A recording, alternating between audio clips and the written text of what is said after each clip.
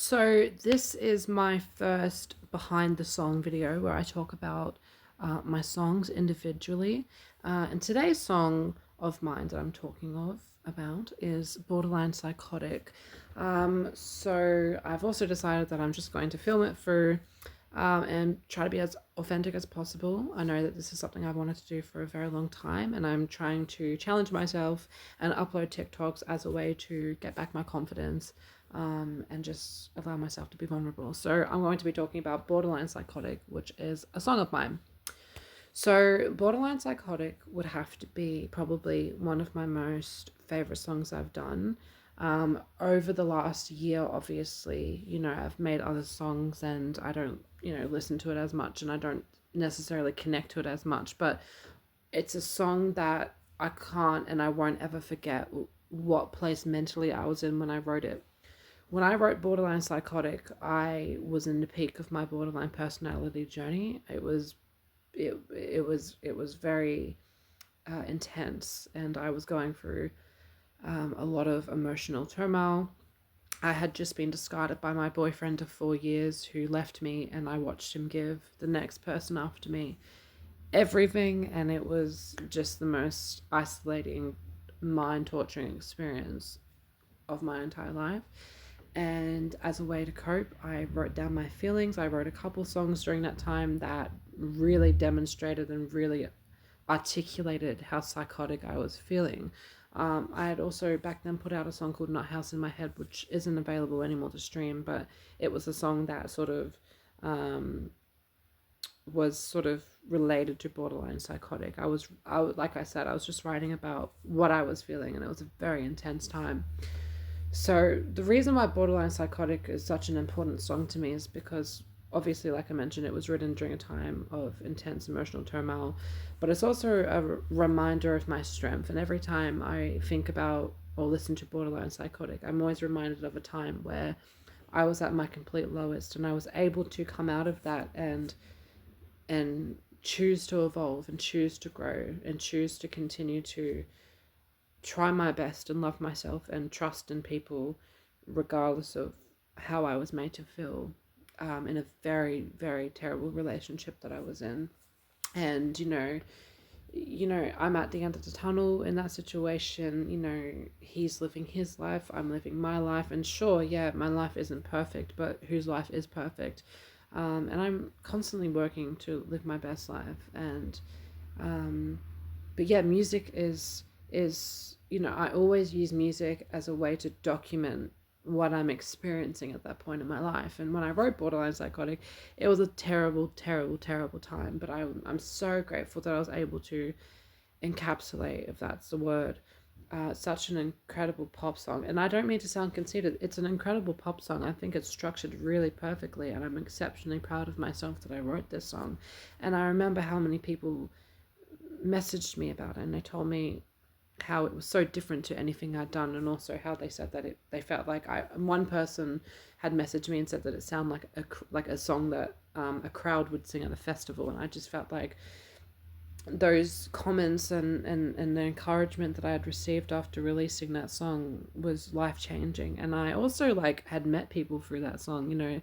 I done a paid promotion for that song, and I had 22,000 views on it. And yeah, sure, there were a lot of negative comments that made me feel very insecure. That's the internet for you. Like people commenting things like, don't give up your day job and stuff like that. But majority of the comments were really positive, and people were giving incredible feedback, and it really was a great time for me in my life where I really, how do I articulate what I'm trying to say? So, people believed in my music, and people believed in me, and people listened to the lyrics that I wrote, and that meant something to me. Um, I'm positive and certain that there's people out there that know Borderline Psychotic and that they appreciate Borderline Psychotic. Not to sound conceited, it's just self-awareness. I believe wholeheartedly that one day Borderline Psychotic will pick up traction and people will hear it and they will be like, this song's great. I also think my song Me and My BPD will both pick up in the future.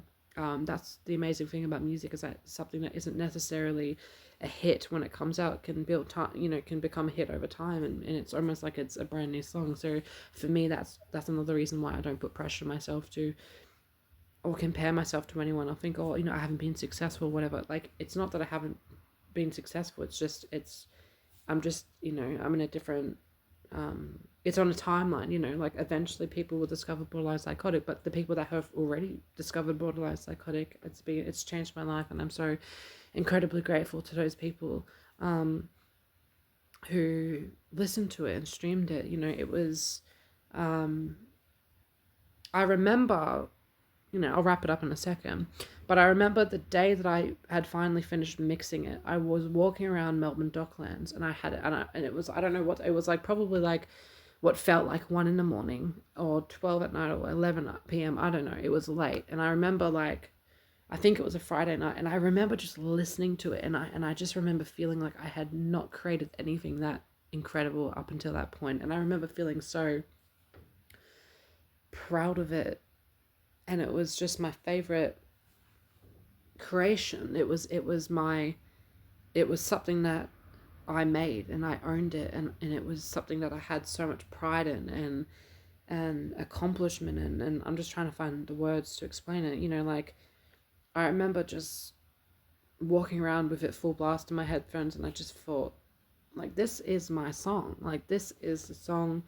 This is, this, I'm trying to express it. It's hard, but it was such a magical, beautiful night. The night that I finally finished mixing Borderline Psychotic, I literally got on the train and went to the city, because with the intention of just listening to it on my headphones until probably the headphones died.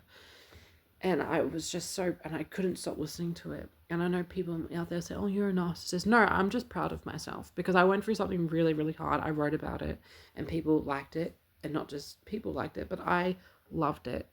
And so to celebrate Borderline Psychotic, I'm actually very soon, I've done a single edit version of the song, where it's just got a little bit of a different mix to it, pretty much the same, with a different opener to the song, but it's practically the same audio file, just a little bit, like a tiny bit played with, and it's going to be like an anniversary edit, to celebrate. Because it's been over a year. I think at the end of this year, it will be 2 years since I've released that song. So if you've made it all the way through this video, thank you so much. But I've always, always, always, always wanted to make a video to talk about this. In my next video, when I talk about songs of mine, I will talk about a different song, obviously. And you'll get to learn about what that song meant to me. But thank you so much. I really appreciate it. Good on you if you've stayed all the way through. If not, that's also fine. But check it out. It's on all streaming services. Borderline Psychotic by Paris to Love. Hope you love it. Bye.